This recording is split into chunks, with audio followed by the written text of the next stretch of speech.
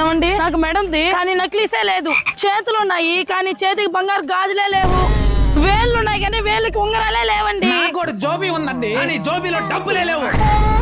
చూసింది చాలరా. ఏమవ్వా ఎండలో పని చేస్తున్నావా? నీకెందుకు ఈ వయసులో? చెప్పానన్నా వింటే కదా నేను కూడా వస్తా అంటది. బావ ఆడ కనిపించడం లేదా? ఆయన డ్యూటీకి వెళ్ళున్నాడు. ఆహా, బావేమో డ్యూటీ, నువ్వు అవ్వేమో ఏడా? బానే సంపాదిస్తున్నారుగా. సంపాదిస్తున్నాం. మాకుండే అప్పులకి 10 సంవత్సరాలు సంపాదించినా కూడా కనీసం వడ్డీలకు కూడా సరిపోదు. అదేమక్క?